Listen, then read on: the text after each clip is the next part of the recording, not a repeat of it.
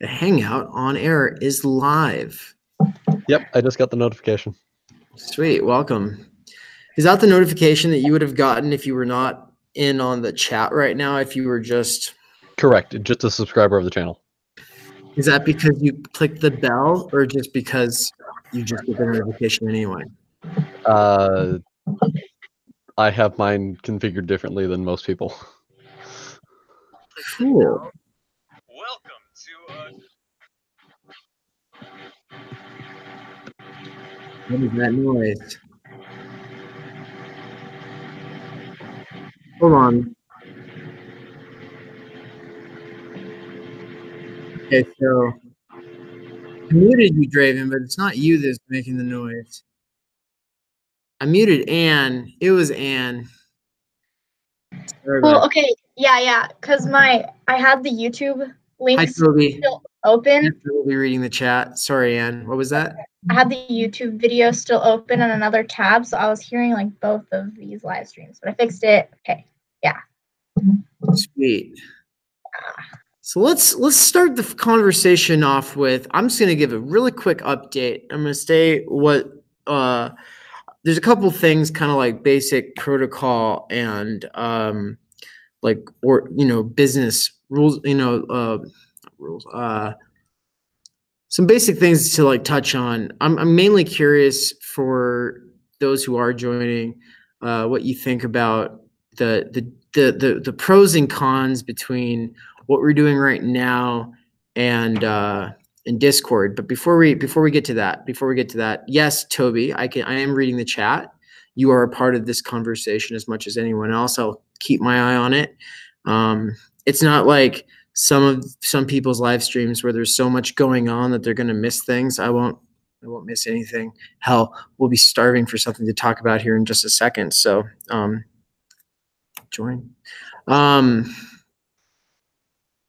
Oh, the update part. So I think I'll probably end up doing this in every one of them, where I just give a quick like, well, wait, oh, lost my note. I won't do that every time. Oh, here it is. So yeah, okay, this is my statistics I wanted to share. Okay, so this channel's been going for about a month and a half. It has 29 videos, 203 YouTube subscribers, over 700 Facebook likes, 21 patrons. So that I take as a sure sign of success. I honestly didn't know what to expect at this point. I didn't know what to expect a weekend for that matter. And so what support I have received has been really helpful. And actually, I was just at dinner with a patron who, took me to the Golden Corral because I had a fake birthday coupon and had a great meal. So, well, happy belated birthday. Thank you. It was fake, but it was still my birthday in the past, as it was yours as well. So happy belated birthday to you also, Draven, and everyone else, Toby, Ann. Thank you. My birthday was in October, but I had my birthday burger like a week ago. Yeah, Toby says 21 patrons on 200 subs. Happy early birthday. Well, it is early because my birthday's in December. So about that. So if you're joining for this chat, then I guess you can be in on the ground floor of something that only a few other people on my Facebook know about, and that's that I'm working on a video called "It's My First Listicle," and it's just I'm parroting BuzzFeed at this point, but more as a marketing gimmick because I hope that the video will have more substance than that. But the idea is it's going to be called 5 Life Hacks for Surviving Late Stage Capitalism. And, those life hacks, include things like using Walmart and Best Buy as rental stores where you go and you buy stuff, but then you return it like next week or whatever.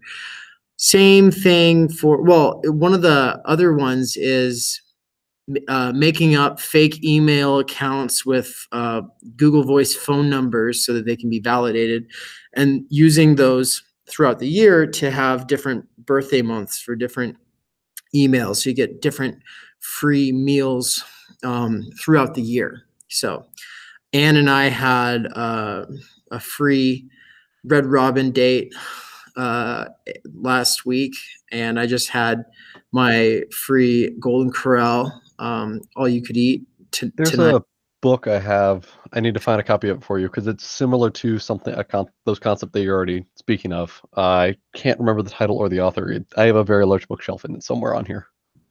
But it's things like the going to Home Depot and buying a tool and then returning it a week later, or things similar to what you were talking about of ways to manipulate and utilize the system to ways that are beneficial to not just the top percentile. I'm glad you brought in that last bit, because otherwise it makes it out to be like I'm purely manipulative, which is almost what Toby here. Why buy things when you can just take them? That sounds terrible. You make it sound so bad. But no, in reality, the insurance policies that these companies use are in no way, actually there for us. They're meant to exploit people. And an example of that, like I met one of the people whose entire like business was setting up these kinds of insurance packages for chains, making it so the idea is you make the return policy look, or the warranty look so good, but you make it only work within the parameters of the time that the product is expected to work, and it ends right before that product ends. And then you also kind of just bang on the fact that a lot of people are going to come in planning on buying the thing and trying it out and maybe bringing it back, which they do the first half of, but then they don't actually bring it back. And so they actually they count that into their profit margin and they make a killing on it. And the only way to benefit as an individual within that game is to use it to your advantage. And so if you're like me and you're living off of cheese and crackers, then or the occasional slice of pizza Anne brings by, that happens too. Because I'm usually just posted up in the library at this point, and yeah, anyway, so it's nice to have a hot meal every once in a while. But Draven, yeah, if you can send me either that book or just what do you remember anything off the top of your head that's been particularly useful? It was mainly things that would fall under the category of social engineering. Okay. When I think of social engineering, I think of how conservatives usually talk about what the left is trying to do, because that's how I've had conservative professors, and they really don't like social engineering, and by that they mean stalking or something. What do you mean by that? Social engineering would involve everything from calling Verizon and saying, "Hey, I forgot my account password. Here's my phone number. Can you help me?" while you have a sound of a crying baby in the background, and the representative allows you access to the account that you might not actually have. Or all the way down to going into Walmart, or say not Walmart, a restaurant, and saying, "Hey, it's my birthday. I just turned such and such," and then getting the bartender buy you a round of free drinks. Oh my God. Yeah, I've always just kind of thought of that as more as culture hacks. So where's the line? Is there a line? Because some people say there's no ethical consumption under capitalism. Is there a line though where these things go too far and they're totally uncalled for? On a case-by-case basis. I'd say much like most rulings, you cannot have a blanket ruling apply to a majority without a minority being majorly affected. True. Yeah, wow. Way to put that. Hi, Scorpion Sketch. Hi, Scorpion Sketch. You must be the other two who voted on this this poll. I think 3 people voted for this evening between Tuesday and Thursday. Actually, so Anne voted. Who else voted? I didn't see the vote. Maybe it was just Toby and Scorpion?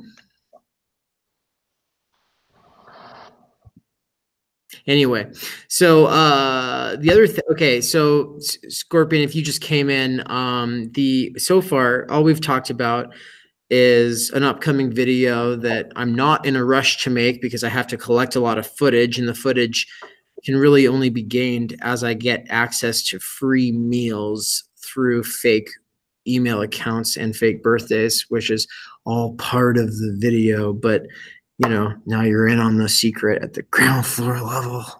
But what else? We just finished Gender Trouble. The last video for that is posting on Friday morning, as is the podcast version, posting on Friday morning. There is a Valentine's Day special coming out. It's going to be live just like this, and you'll be able to join. There'll only be myself and Emily in the chat in the live conversation. Someone got feedback coming on their thing.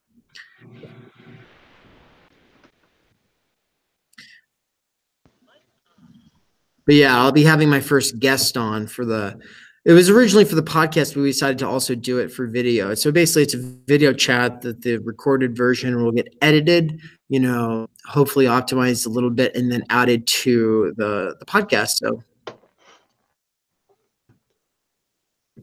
nice. Toad.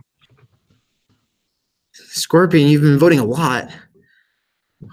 Oh, because there's been lots of polls, I'm assuming. I was like, I've only put up one. But yeah,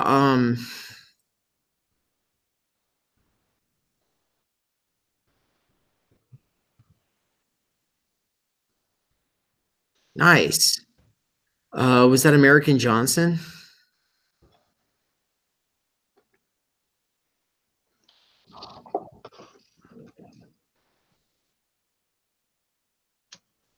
You know, I honestly like forget what pronouns I prefer half the time because I just like am in a space of just like, you know, going through regular interactions where the people don't know me and like the situation doesn't really call for that kind of a thing. And I'm not too like, I'm not usually too outspoken about it, but whenever people do use them, I'm always like, thank you. Thanks, Draven. Appreciate that. Bye.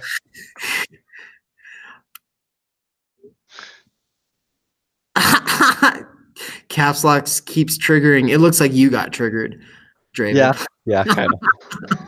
My caps lock key is all gummed up, so it will randomly engage, like in the middle of me typing. See, so there's this whole thing right now because it's like we shouldn't play too much into the right's rhetoric and its framing of things when it comes to stuff like that is obviously like has a negative impact on marginalized communities. And the whole thing with like triggering and the language of triggering is that it's like PTSD, you know, it's like, and so it's kind of like punching down on people who've got like real shit. But at the same time, it's crazy because like no one gets as triggered as the right. And it's like the left has just gotten really good with that comeback at the exact same time that we also got like self-conscious about the fact that this is having little negative ripples on people who take those things like very seriously and for good reason. So anyway, that's just a thought. Your video with non-compete. Yes. Which was, but at this point in time, I've never been told on any of my videos, this is the best video you've done until that video. And now I've been told this is the best video you've done by like 5 people. So I believe it. It's intersubjectively proven, which is almost as good as objective these days. So, or ever. So it's like, I mean, it's good for, I mean, it was the best because it's the most theatrical or creative I've gotten. It's also the best. All of my editing skills that I've kind of gained have come to a head with that video, but also just the fact that American Johnson was able to do a crossover. I did not imagine having a crossover a month and a half into this channel like that. That was just mind blowing. So that was super cool.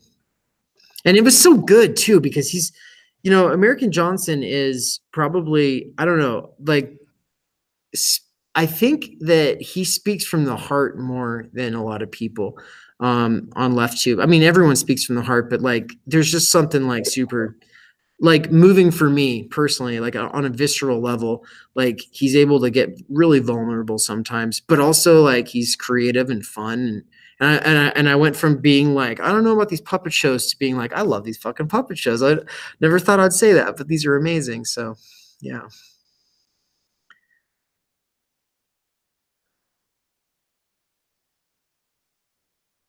So wait, okay.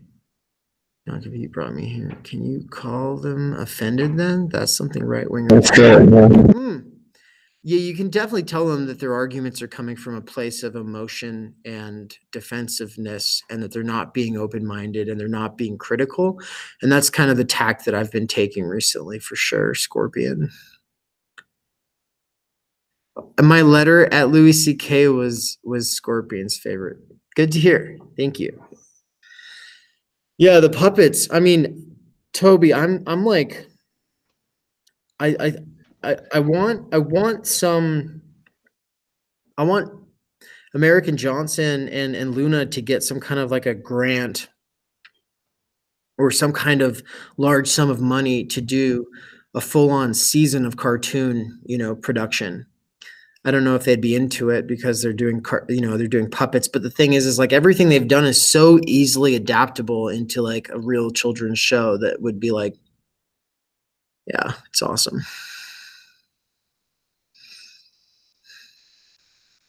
Did everybody here or anybody here see the manly man response to the Peterson, the Wolf Schools Peterson video? What are you talking about? Who's that? I don't know. You look kind of like him. That's offensive.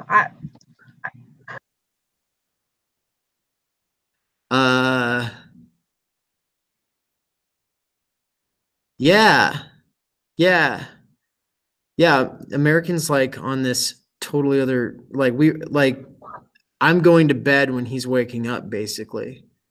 There were a few times I stayed up super late so that we could communicate about that video. So, if nobody watched that, I'm going to play it because it's kind of like the highlight of my week, and it's only 2 minutes long, and I know how to screen share. So, oh my God. Not.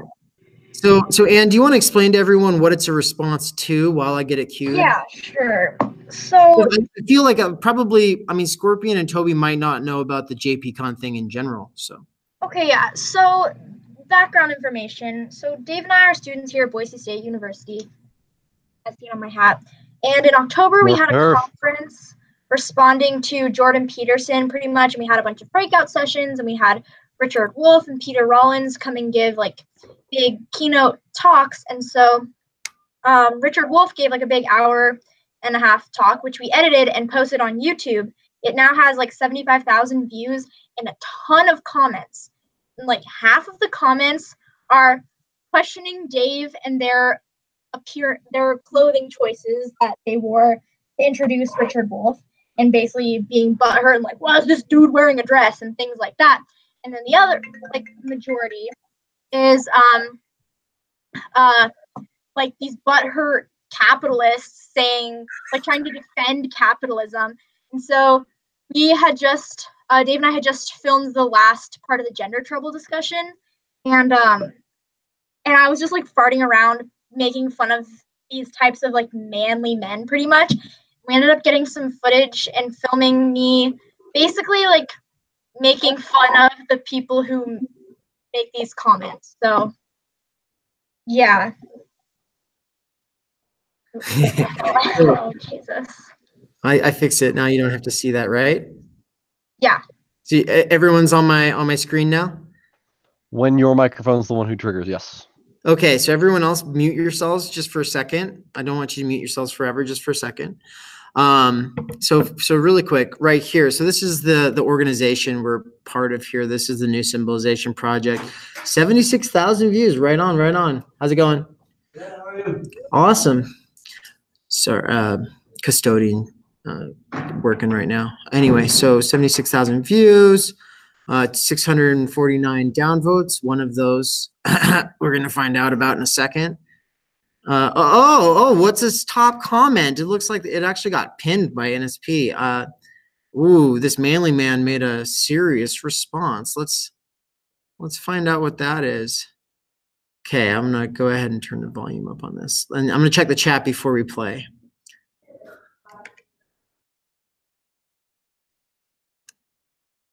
Cool.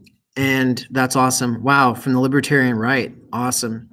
Good to have you over here on the far left. All right, let's open up and roll.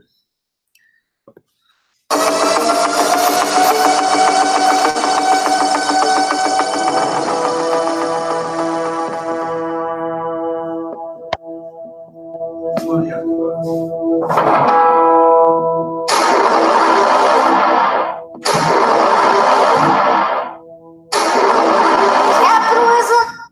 What? This is me. This is who I am. You know, only three things in this life I really do care about: God, beer, my wife, boobs, meat, freedom. I like to live my life as a true American. I don't know, what do you want from me? Richard Wolff? Capitalism? Capitalism's the best thing that's ever happened to this country. It creates a market, a diverse market with competition that betters everyone. If you're poor, you're not working hard enough. Because in the capitalist system, everyone can be at the top. Yeah, those dirty scum poor people, they're just not working hard enough. Steve Jobs started in a garage. And you want to complain about the Bezos of Amazon with billions of dollars? He worked his butt off for that. So yeah, that Richard Wolff bullshit. Peterson knows what he's talking about. I mean, fuck is this? I'm a boy, I don't wear lipstick. You don't do that, that's gay. That's gay and that's disgusting and that's a disgrace.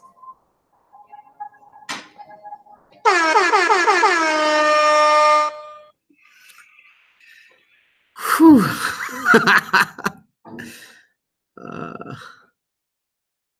Okay, we back.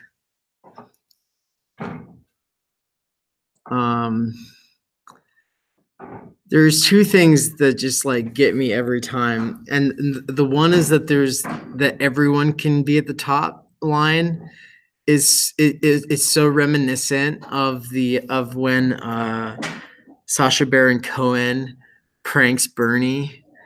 We just put the 99 into the 1%.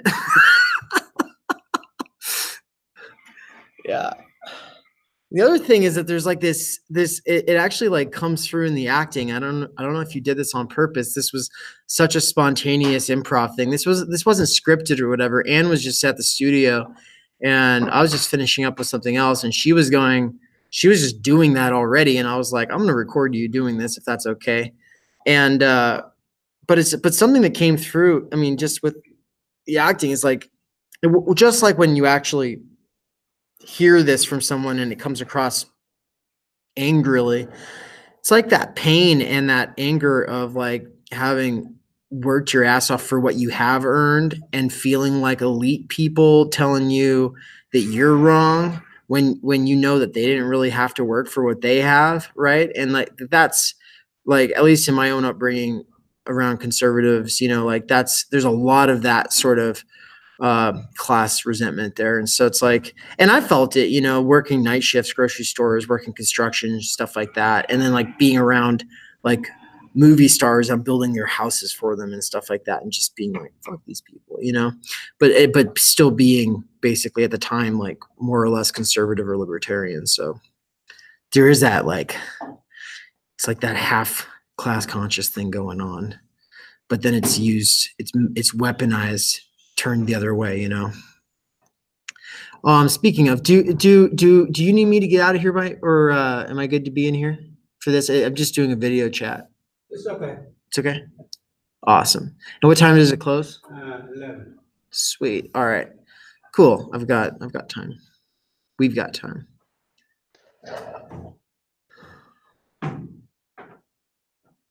Two messages retracted, Toby. What did Toby say? Something crazy? One was just a hi. Oh, It was when your chat was on the other chat screen. If everyone is at the top, no one would be willing to work for others. You need, in the current system, yes, you need a pyramid structure because to reach for the stars, you need to stand on something else. You can't just all be horizontally held up by magic. The question is a system in which we need to support each other in such a way necessary, or would be spreading out horizontally be a better use of resources? That's interesting. Yeah, I don't. The whole question of like hierarchies versus horizontal organizing is one that I think is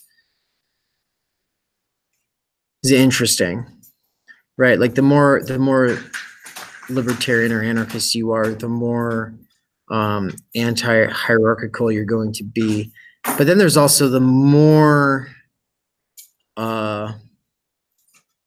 I wouldn't call it authoritarian left because it's not authoritarian, but people like Peter Fraze, who wrote For Futures, who we had on for a conversation through NSP, which that's on YouTube somewhere, actually.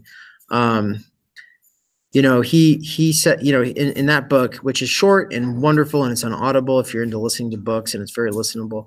I'll probably do a video on it soon, actually. But one of the points that he makes is that, like, you know, it doesn't have to be anti-hierarchical, you know, if it's not for Sorry. my logo. It's you're cool, man. No worries. I would have got it though, you know, but anyway.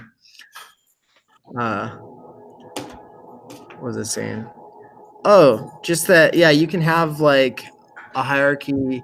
You could if you got rid of human worth and status being tied to economic domination, and instead, like, you know, leveled the economic playing field, you could have 100 hierarchies bloom, but they'd be other kinds of hierarchies like Tetris and football, and there's just there'd be other ways that, you know, violin, whatever it is, you know, like there's other ways for people to measure their self-worth beyond, you know, being billionaires, basically, you know, because if everyone was organizing around, you know, and allocating recognition around hierarchies of competence in fields that require like a lot of skill, prowess, you know, or compassion and listening. There's all sorts of ways of doing this. Yeah, maybe people wouldn't have to die from starvation unnecessarily. You know, maybe people wouldn't have to be constantly under threat of losing their living situation just because they don't want to work 3 jobs. I think that's basically what it comes down to.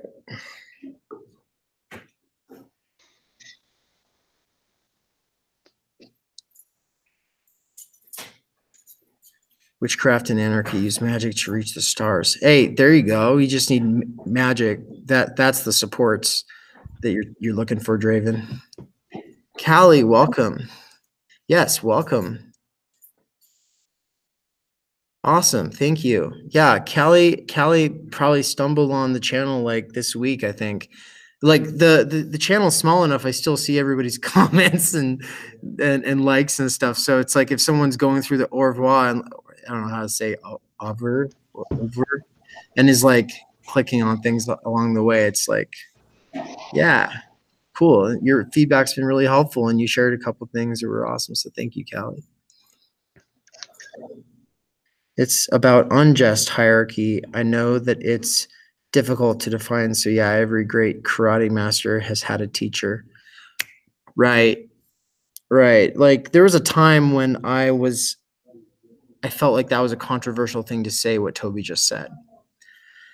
And that's because I was surrounded by what Engels would have called utopian socialists, where essentially they just want to have good feelings towards all mankind, and we can all just hold hands and live in utopia. And they just figured like abolish all hierarchies, and you know, and I'd always be like, what about the hierarchy in the classroom, like where I genuinely want to just like get everything I can from this person who spent all of their time researching something? What about that? Or what about like where I don't want to do X, Y, or Z sport, I just want to watch it? Like, what about that?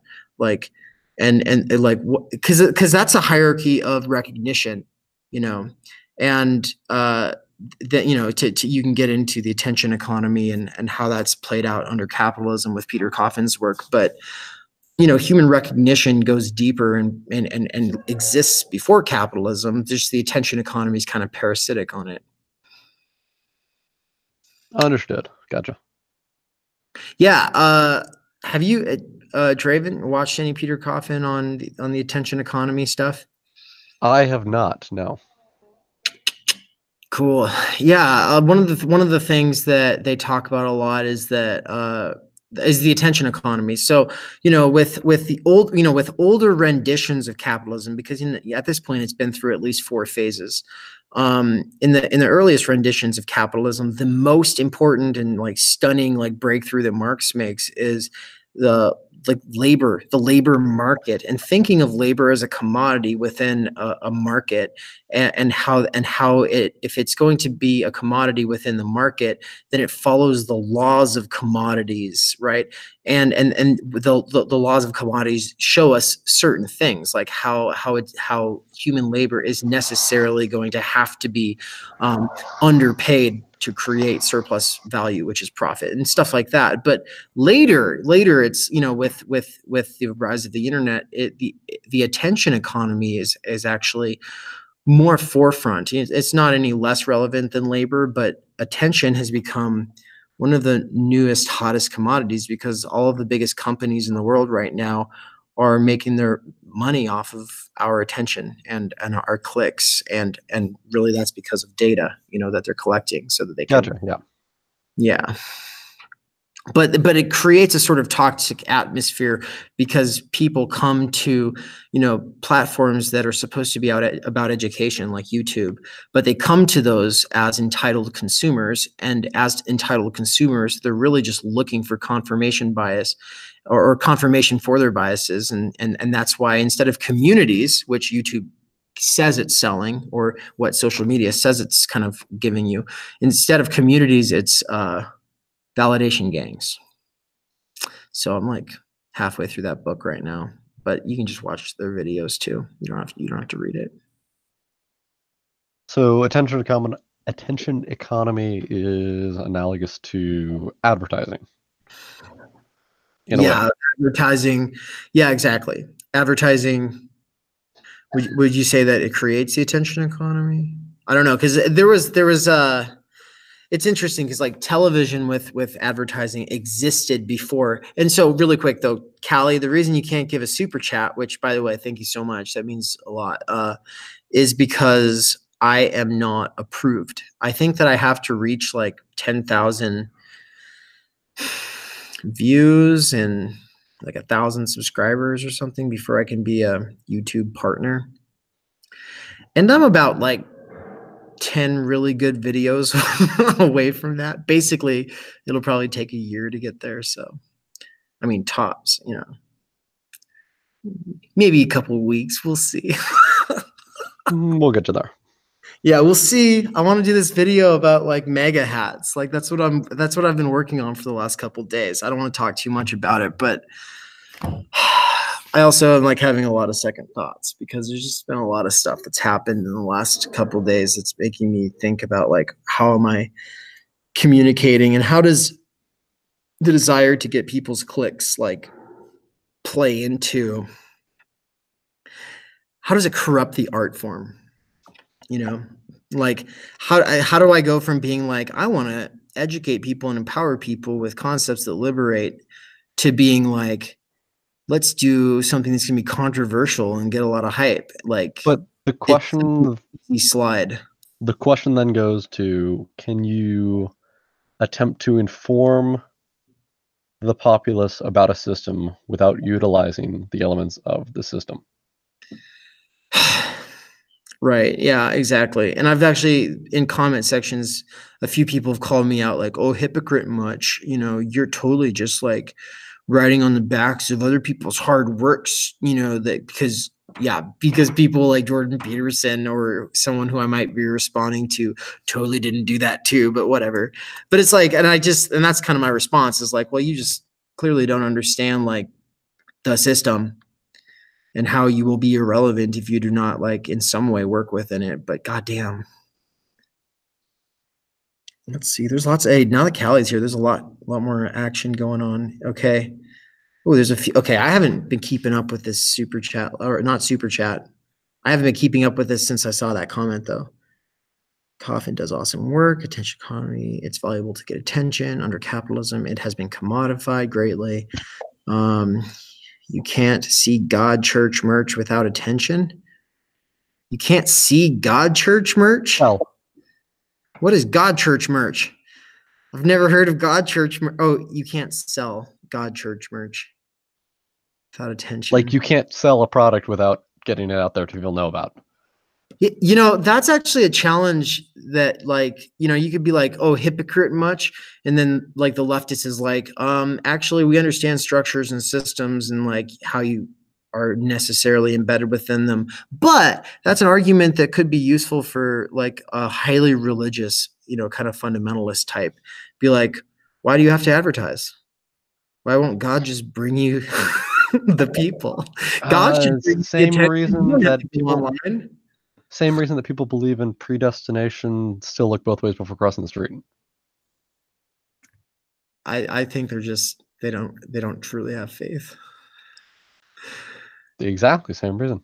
Callie said we'll get you more subs and views. Thank you. Yes. And then I already hearted it, but no, it's like registering again. Have you seen non-compete? Yes, about social relationships. There's a horse in it. I did see that. And it was the same.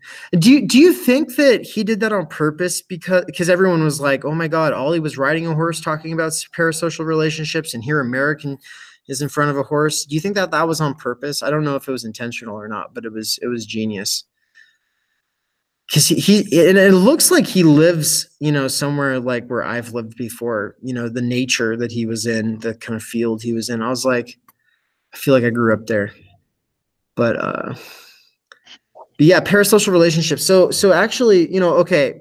Does anyone want to take a stab at defining parasocial relationships? I can, but it would be parasocial as fuck for me to sit here and continue to. I watched a 3-part series on parasocial relationships. I forget the YouTuber's name who did that 3-part series, but I know it's what inspired Philosophy Tube and Non-Compete. Para is the prefix for like parabola, like lopsided or like one directional. Yeah. So parasocial relationships would be effectively like a minister talking to his disciples, right? Yeah, the only difference is like there's this like so that's like right. One-sided relationships. Yeah, it is one-sided relationships, but like even worse than a pastor, because like, okay, so in a small, you know, parish or church or tabernacle or whatever it is, you know, there's the pastor probably has an established relationship with all the members. Whereas like in the super or the mega church, yeah, definitely not. And then with like the, you know, the those pastors who just have television shows, definitely not. But that's part of like one of the toxic things that kind of comes with the way the arrangements as we have it is like you have a lot of people who don't have the time or energy or attention to do a lot of the creative work or studying that the people they follow do. And then the people that they follow, like, give them this feeling of having done it themselves without actually having done it. But then they also like to get a stronger connection, to get more money essentially, and to get more positive affirmation will kind of like build like this fake connection with the audience. And you know, in the 3-part series I watched, they kept using Jack, what's his name, Semti Kai or whatever, it's PewDiePie's friend. Do you all know who I'm talking about? Anyways, that guy, where he's like crying and always getting super vulnerable and talking about how I'm nothing without all of you, like his millions of fans. And it's like, and he talks about, and it's just like, it's just really sad. It's not like, oh, he's evil. It's just like, it's just really sad because he doesn't have a relationship with them and they don't have a relationship with him. It's literally impossible. Yeah. Septic guy.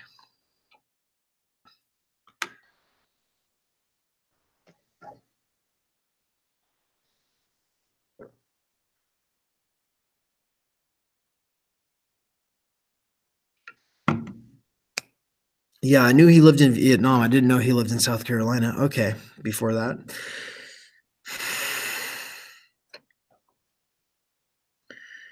Yeah.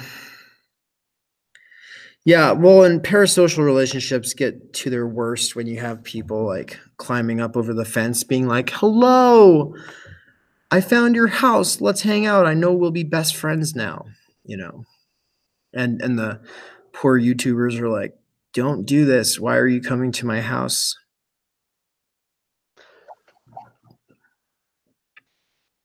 I don't know. I think that like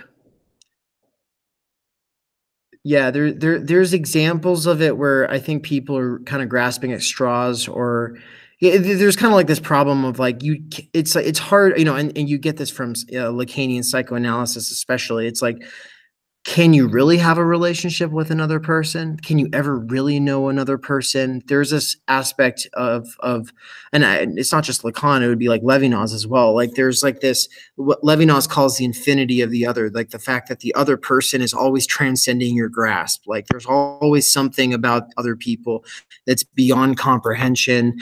But we get afraid of that, and so we try to collapse them into little boxes. And then when they kind of break out of those boxes, it gives us anxiety and you know, because those boxes help us decide whether they're with us or against us. And so there's this aspect in all relationships, and it's just exacerbated greatly by technology and the economy. So let's see. These are Discord. Are you saying I should jump into these Discords right now? On a question of the parasocial relationship, is a parasocial relationship more of person A to person A being a large public figure to person B being a smaller figure of like a role of authority, or person B being smaller figure kind of latching on themselves to person A, saying, this person's really cool, I'm going to listen to what they say and kind of listen to, and take them worldview as matter of fact? Is it from upstream down or like small to big? I think I might have missed.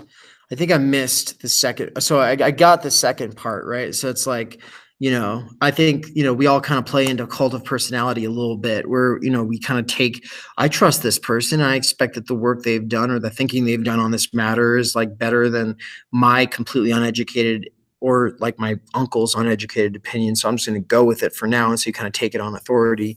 That seems like a thing that kind of comes like along. And I'm not sure that that's exactly like the extreme of parasocial where people are, you know, like the examples with parasocial relationships kind of have to do with people like kind of doing away with their real relationships for like these ones that are kind of more illusory, or breaking all boundaries between like an artist and their creative work and like, yeah, you just think that you must be like, we're like best friends. We're like meant to be best friends. Like the perfect example of a parasocial relationship, and this is in the video. I hope someone can find the video. I keep referencing it. If not, I will find it and I will share it from my Facebook page. But the example is that song called "Stand" by Eminem. Do you remember that one? No, not offhand. God, it's so bad. I think it's like I think he kills his. I think he puts his girlfriend in the trunk and drives it off of a cliff. And the whole song he's rapping about how Eminem never like responded to his letters and ignored him in the line at a concert and all this stuff. And actually, like in this whole thing, like I think Eminem had actually responded. The letter just hadn't gotten to him yet. I don't know. It's just like, but basically, like part of it was it. I remember being like, you know, like I remember a time when Eminem was like on the radio and like I was listening to the radio and there was also like will the real Slim Shady please stand up? So it's just like he as an individual was trying to grapple with the fact that he'd gotten so much popularity that people were taking like everything he said like so far that it was like people were fucking killing people and themselves like over imaginary bullshit and taking everything he said seriously. And he was like, I was never meant to be taken seriously. Anyway. Yeah, and 90s edgy people are so cringy now. God damn it. There was a time when rebellion was just about being edgy, right? Like this is a video I've wanted to do, is just like how coolness, like the argument between like social justice and being anti-social justice, in its most annoying form, seems to be an argument between what's cool and what's not cool, and that's almost a generational gap. And I mean, that's not always the case. You have people who genuinely care about individual justice, and you have people who genuinely care more about social justice and stuff like that.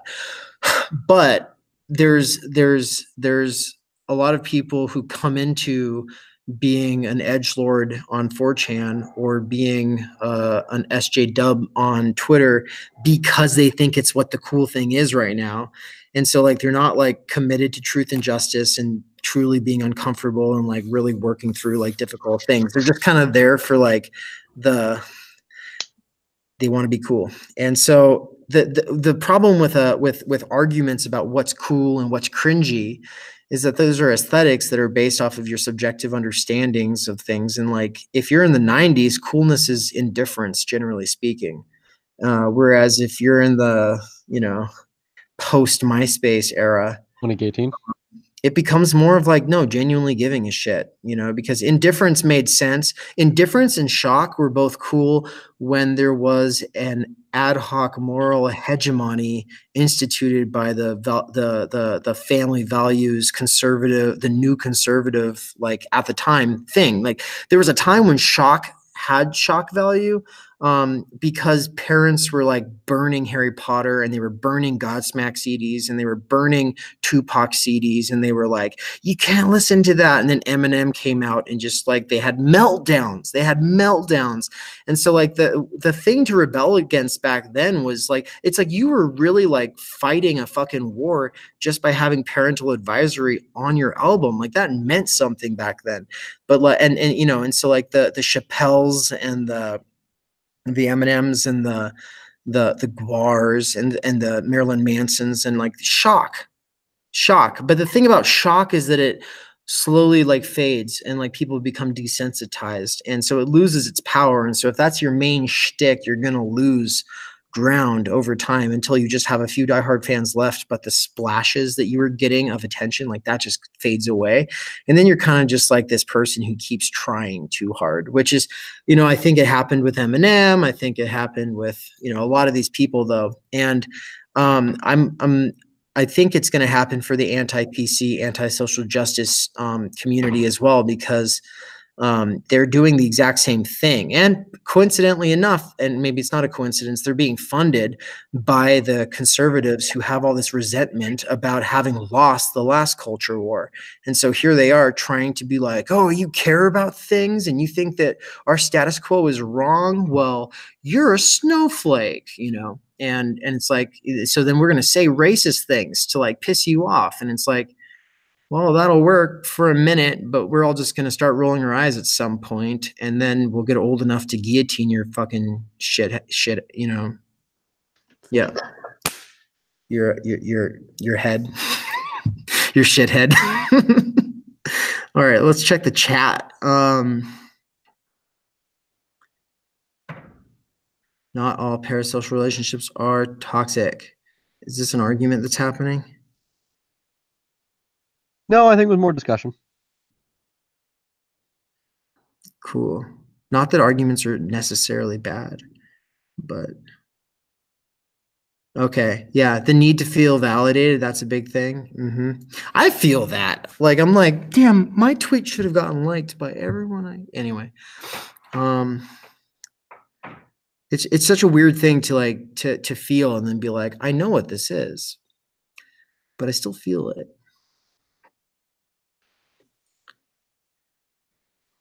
You're an edgy boy, Eminem.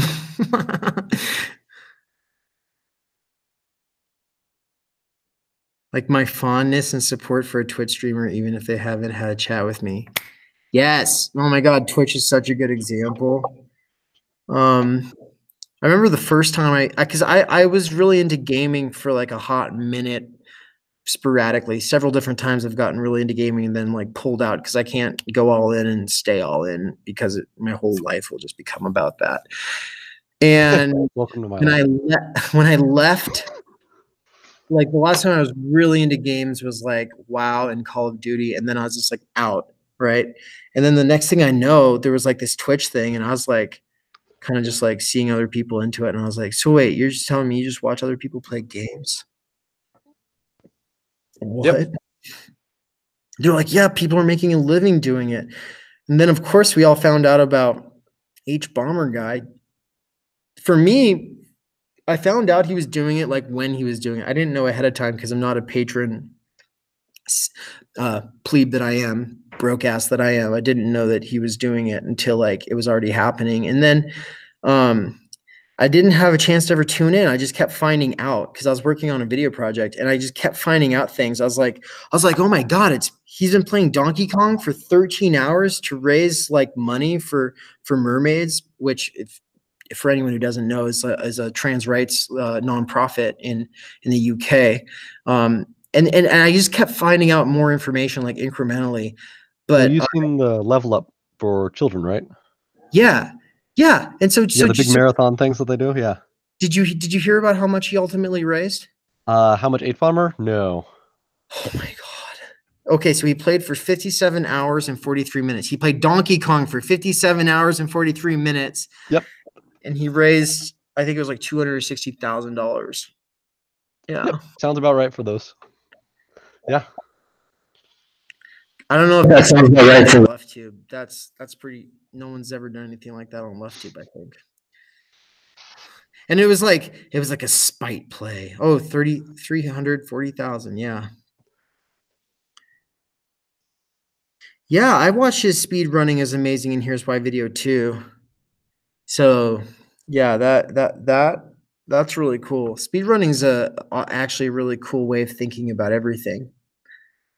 Or a lot of things anyway. Anything that you can like develop a skill tree on, right? Like it's interesting to think about it in terms of speed running. There's a lot of like learning how to speed run or watching people speed run and learning kind of some of the tricks and stuff like that. It'll apply to like other aspects of life in really cool ways. Yeah. So anyway, H Bomber guy was expecting to only get like 2,000 or something like that. Yeah. And then Chelsea Manning and Ocasio Cortez like all joined, and well, I don't know, several other people joined. I'm not all sure who. I think Gwen, No Fear, and I'm not sure who else joined. His initial goal was $500. Wow. Oh, question you might have missed in chat. Yeah, I definitely missed it at this point. No, it's only like 5 entries above. Asking around since some people I want to know to do a stream. Do you know any good U.S. trans organizations or charities that are good to donate to? Oh, do I know any good charities to donate to? That's a great question. You know, I don't. I'll just say I don't. I mean, I'm sure Mermaids is great, but that's fair. None that you've had like, personal experience. You know, like I always think of things like UNICEF and stuff like that, but then I'm like on this fence where I really have to reevaluate. So I have to reevaluate for several reasons. Okay, I have to reevaluate the ones that are really big, where their CEOs make millions of dollars, because I used to think that was pure hypocrisy, and now I've backed off from thinking that way because I took a nonprofit class, and after doing that, maybe I'm brainwashed by neoliberal rationality, but I think that while you're working within the system, if you want to have like if you want to have the money go the longest way towards the cause, that a person who has an MBA and graduate the top of their class at some Ivy League, they might have the connections to like actually do so much more with that money. There's just all these these arguments that I haven't really like parsed out, and I'm not committed to saying that that's true.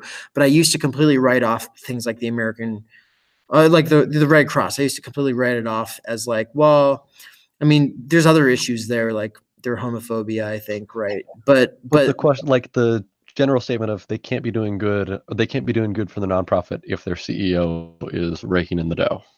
Yeah, exactly. And so that's the problem is like I raised the argument with my professor. I said, well, you know, they if they really want that much social recognition for doing good, you know, then they could take a huge cut. They don't have to. No one needs, you know, more than 70,000 a year. You're not going to be happier like over that, you know, benchmark.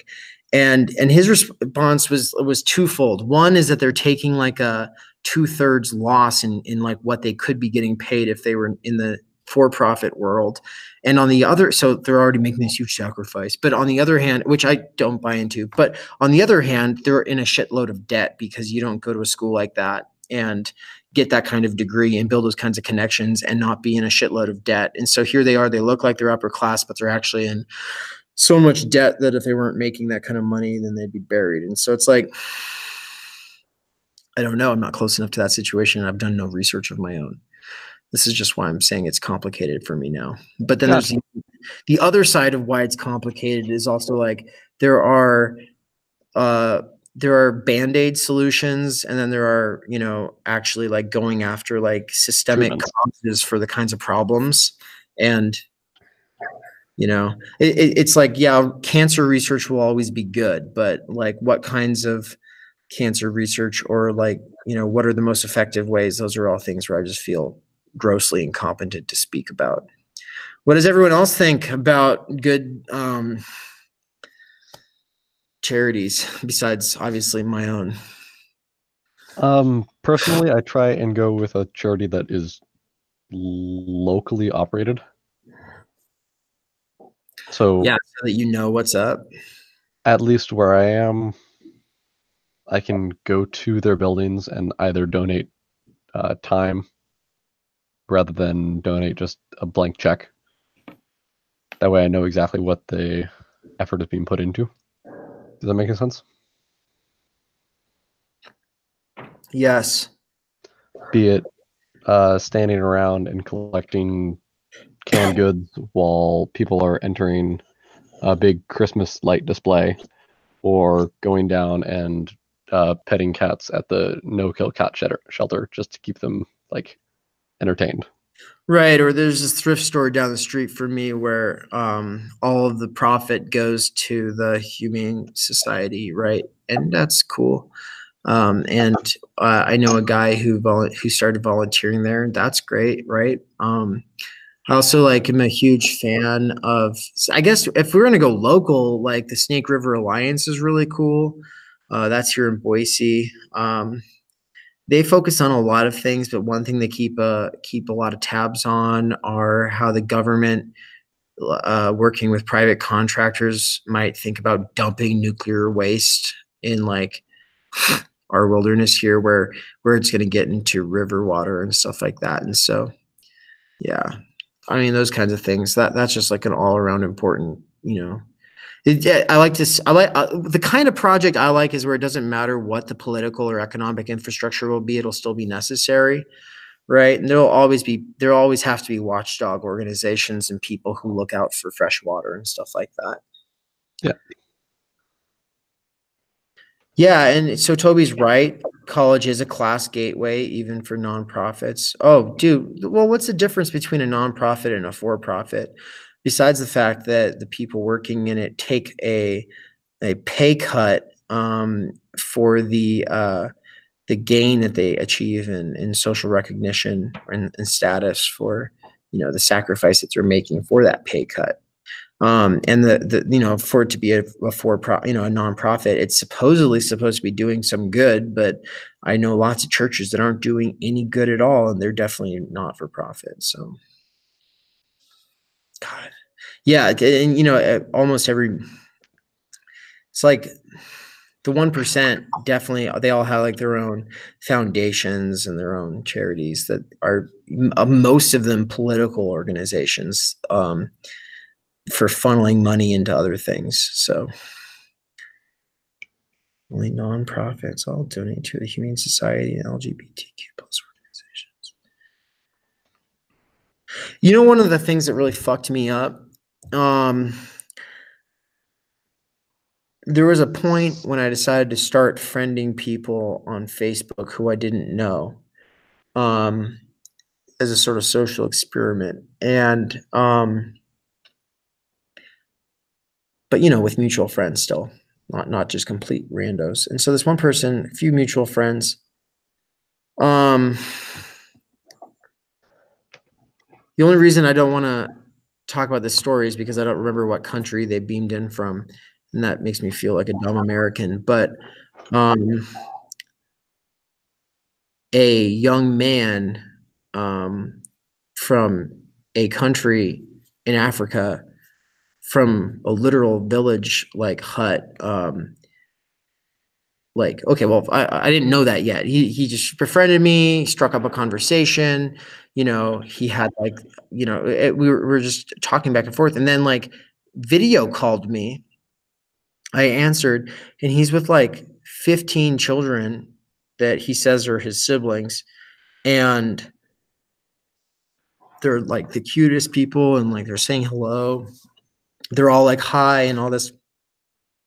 But then he just like starts like, you know, we need money, we need money, we need money. And I was just like, oh my, oh, this, I don't know. It put me in a really weird spot. And I actually like was going to send him Facebook money because you can send money through Facebook, but he wanted me to go start a special account with like a bank that I didn't know. And so that was where I was like, well, if I can't send you the $5 this way, he's like, $5, I need 150. That way I can get wheat and where it was rice and water for a month. And that's what we'll need to like live. And I was like, God fucking damn it. I do not know I don't know what, I've never had a situation like this. You know, I've had people ask me for money because they're on rough times here in town, but that's not the same as like, this was just, has anyone else ever had this happen? That was just like last year.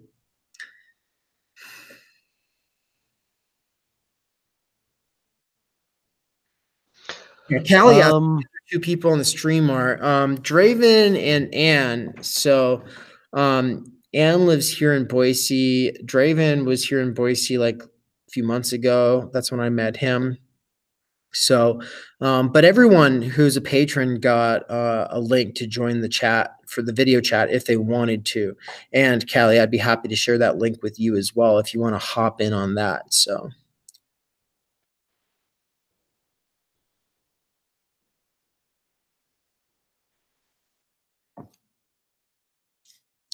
That was so manipulative and horrible.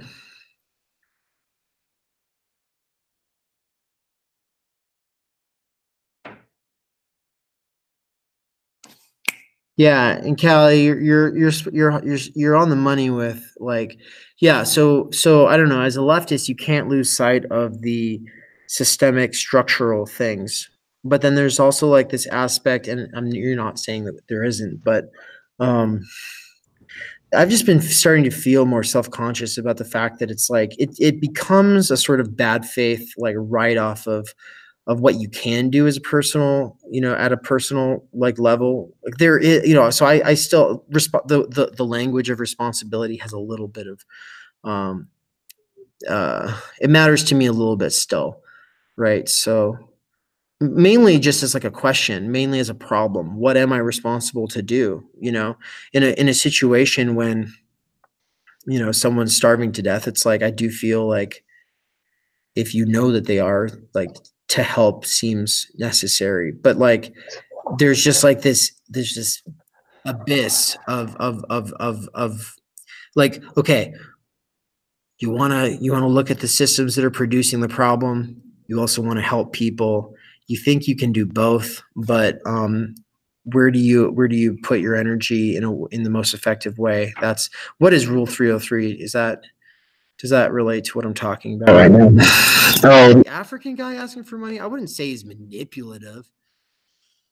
Not any more than anyone else who needs money. I mean, am I manipulative for asking for patron money? It's like no. However, I hope I'm creating a product and a service at the same time. But like that, you gotta understand that guy. If he really is in a village where people are starving to death and he just got his hands on some technology so that he's able to exactly, Callie, emotionally. Oh, okay. So it's like those ads for the animal rescues that just show pictures of sad puppies. they could just as easily say, hey, we need your money for rescue animals. But by showing those images, they're using the pathos, Yeah. not logos, not ethos, yeah, pathos, strongly and in a manipulative manner. Yeah, but it's like so white people, generally speaking, for giant corporate nonprofits are allowed to use the face of a starving kid, but the older brother of the starving kid can't use Facebook to try to get people in a privileged country to fork over a little cash. Like I totally like sympathize with doing it.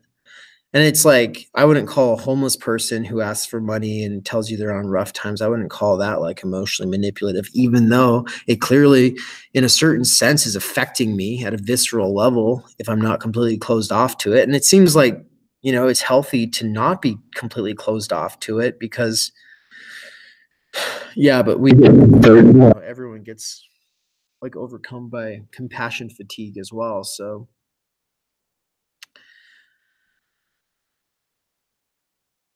Exactly. Okay, rule 303. If you have the means and the ability, you have a responsibility to act. Yeah, I mean, and I've kind of reached that conclusion ever since that Singer article on affluence. Who's read that? That's like philosophy 101 or ethics 101 kind of reading. Ugh. Philosophy. Philosophy.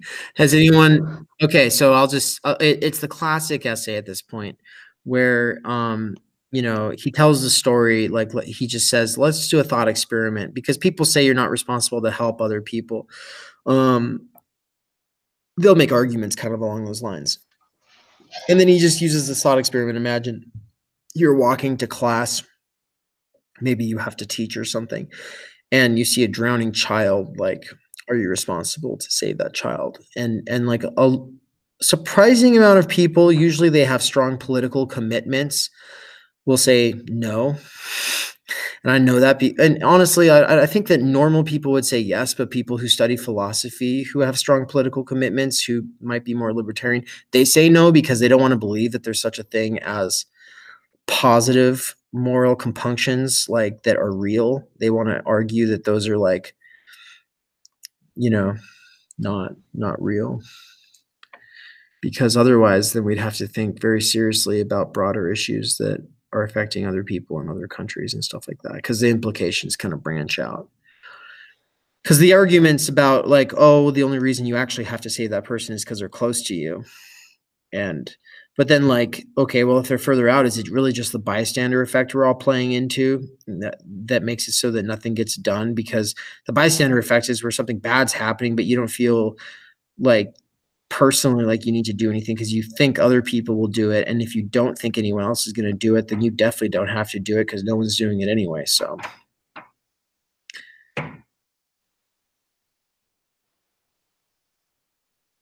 Yeah, Callie, that's true. He definitely did engage me on Facebook and with the intent to eventually ask for more money. And then, one of the other biggest questions, and I hated to be in that situation where you're sitting there second guessing like this, but it's like, yeah, you can't know that the person in that situation wasn't like, being exploited by someone who was literally just going to pocket all the money. You know what I mean? He could have been on the job. Like this is his hustle and that he's being pimped out. Like you never know at that point. So. I don't know if it's more of the trolley problem. Sorry, I'm having a different conversation with Callie right now, I think. I don't know if it's the trolley problem or more of just a difficulty of defining concrete lines. Because the trolley problem, in my mind, is, oh, unless the trolley problem was in reference to the drowning kid, in which case that is the trolley problem, definitely. Never mind. Well, I wouldn't say the drowning kid is the trolley problem because the alternative in the essay is it's like you can be late for getting to class and get your shoes wet and save this child, or you can just get to class on time and keep your shoes from being wet. So it's like that's not the trolley problem, because the trolley problem is like someone's going to die in either case, and it's more of either the number of people or the quality of the people, right? Like they're either like the cancer researcher who just got the cure, but they haven't like written it down yet, or definitely like 5 people versus the 1. Has everyone seen the Good Place episode on that? Yes, I have. I know Anne just saw that in class, like yesterday? Again? Yeah, which I brought up. I was like, hey, I was like, has anyone ever watched The Good Place? Yeah. Oh, so they played it because you brought it up? Yeah. Was it just on YouTube? Yeah, just the trolley problem clip. Oh, that's awesome. Mm-hmm. Does inaction make you a bad person? Yes. So the other interesting thing there is that okay, the trolley problem is not the same. So the kid drowning in the pond is not the trolley problem, but what is the trolley problem, but even worse, is just real fucking life, where if you're doing one thing with your time, energy, and attention, you're not doing a billion other things with your time, energy, and attention. And if you're ever focusing on yourself, you're not focusing on others. But if you are focusing on others, you're not focusing on yourself. And there's this whole dynamic about like, what do you actually deserve, or what do you need to be healthy? What is self-care versus narcissistic, excuse making? And like, where do you draw the lines, and how often are we just playing into bad faith then and there, and I'm using bad faith in the Sartrean sense, because I just read Half of Being in Nothingness, and like, basically, he makes one example of bad faith is like, where 1 second you use human transcendence as your excuse for something, the next second you're using human immanence, which means that like 1 second you're saying this is what I am, and the next second you're saying like, well, that's not who I am. I change. And like, but really it was like 5 seconds ago that you were just that thing that now you're not taking any responsibility for, which is one of those things where it's like, I've been so many, like, I feel like I've grown a lot, you know what I mean? And it's like, so at what point can you say you're a different person? Right. Like, but Sart is concerned that people flip flop between that's not who I am and, well, this is just who I am and how I am, like constantly as an excuse to like not, take responsibility, which for him meant joining the revolutionary struggle, because Sartre was particularly mad at the French for not resisting the Nazi occupation in a stronger way, because people were using all these cheap excuses for not joining the revolution.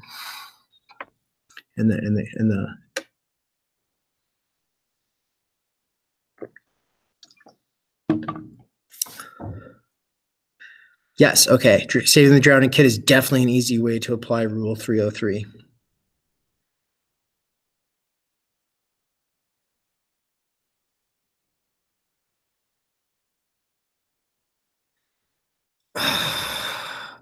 That's the hardest part about the trolley problem, is like the idea that like inaction is when I presented that argument to my mom to make something more complicated, and she was like, well, there's many different variations of it, and I'd like you to explain exactly which one you're thinking of when saying this. Is it the trolley problem? Is it the no action is 5 and action is 1, or is it the okay? So it's the 5-to-1 ratio. Yeah, because that's where you start, but then you get into but now the one person is a scientist. What about 2-to-1? What about 600-to-1? Right. What about where the so I was just confirming we're on the same basis of the 5-to-1 ratio. Yes, that's the basis we're on. Okay. And I don't think that real ethics. See, I feel like people use these intuition pumps or thought experiments to diffuse a sense of responsibility, because first you reach a point of exhaustion and being overwhelmed and exasperated, and then you just kind of become defeated. And I don't know. I think that's not necessarily a good thing. There was somewhere I was going with that thought and I lost it, but yeah, I don't like how disempowering it is. At the same time, I'm a Levinasian, and Emmanuel Levinas is like the philosopher who like studied under Heidegger and Husserl, and then wrote the phenomenology of, basically his entire life project was to argue that the most fundamental science, the most fundamental mode of thinking and being in the world is ethics. And when he says ethics, he doesn't mean like how we study it. He means like ethical responsibility, being responsible to other people, that call on our conscience when the other is suffering. That's the first and most foremost like thing. And I'm like, really, I'm convinced by a lot of his arguments, but at the same time, it leaves you in a kind of similarly like defeated position where it's just like, it's an infinite regress all around. Like if you're responsible to everything, then you're almost responsible to nothing. But he was particularly like, he was highly critical of people who basically wanted to be like, well, I've paid $5 to this charity, or I've paid 10% to this charity of my paycheck, 10% of my paycheck to this charity, and now I'm absolved of like having to do anything else. I can just go on with my bourgeois life. And his thing was like, fuck you, no, you're not. You're wrong. But also he wanted to like undermine the kind of scientific thinking that puts ethics down here as like a purely subjective, nearly irrelevant thing, and then carries on with like, the Holocaust because of bigger issues and totalitarian thinking. And so anyway, Levinas, I plan on doing many videos about Levinas soon. The ratio does not matter.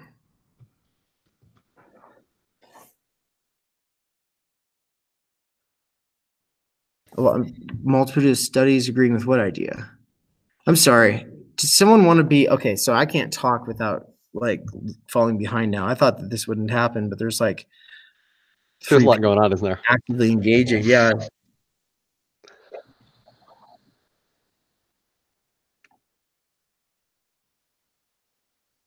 So the discussion, it was when I made the comment about, is it the 5-to-1, 600-to-1, which ratio are we going off of? Is it the scientist or whatnot? And the ratio does not matter. The ratio is, I'd say, relevant, because if you're breaking it down to a 1-to-1 versus, as I said, 200-to-1, you base it into their merits, which if you have the knowledge of them, you are then deciding, and no one individual has a unbiased opinion. I think all individuals and all minds have a natural bias to them. Yeah. Well, absolutely. And so I'm going to say that I would go with comrades. I'd take one comrade over 5 fascists. I'd take one comrade over 2 fascists. I'd take one comrade over 5 normies. I'd take, but then I'd take, but this gets more complicated, because what if it's one comrade to like my whole family, and my whole family is like on a spectrum of normies to like, Exactly. So I believe Toby said, what if we aggregate them into all the same qualities? So it's all the same copies of the person, but then just numbers. And then it's solely just who is the most you can save. So that's, that one's nice and easy, but this is where we've dehumanized all of the humans involved, including ourselves and the others. And now we're just, that's it's the opposite of ethics now. We've left the realm of ethics. We're in the realm of legal studies, and this for is those like, that haven't seen The Good Place. This is an argument for lawyers who are trying to decide how a lawsuit should play out, and how to fuck someone over by, in an insurance claim. Like that's the territory we've just entered. Yes, I believe the Good Place episode goes, you have 5 people if you don't do anything, and 1 person if you do action, and then the decision is made, and then Chidi is informed that the solo individual has the cure for cancer. Yeah. And then the 5 people are what, copies of his mother? Something like that. They're people he knows, and then it's like a band, and then the other one's the cure for cancer. So if you throw in more variables, it becomes much more complicated. Bloodier with Chidi than it ever was in my imagination. Anyway, let's wrap down. We've got 3 minutes left because I lost track of time. It was more fun than I realized because I thought, oh, this thing will be over at 10:30. No, it's like 10:53 where I'm at. Everybody in the chat, what time is it for you? Same time as you. Yeah, same. Draymond, you have the same time as me. I did not know. Yes, I'm just south of you, like directly south. Yeah, but it's like a 10-hour drive. Yeah, but time zones go So horizontally. Okay, wait. Also, I'm not gonna say the state that you live in if you don't want me to, but don't they like not follow daylight savings times? Well, you pretty much just told them what state I live in then. Okay, you're right. Paying attention. I realize that. Okay, wait, is that true? Yes, Arizona does not follow daylight Okay. savings time. Toby is also Mountain Standard Time. What's up, Nice. Toby? So are we. Hey, Toby, come to an event in Boise next time NSP does something. Mountain Standard Time's a big area. Toby, Yes, Toby, Arizona. Is Mountain? It is big. Okay. Yes, well, Mountain Standard Time goes Toby, all the way to come like. to this. Come to our left tube viewing party.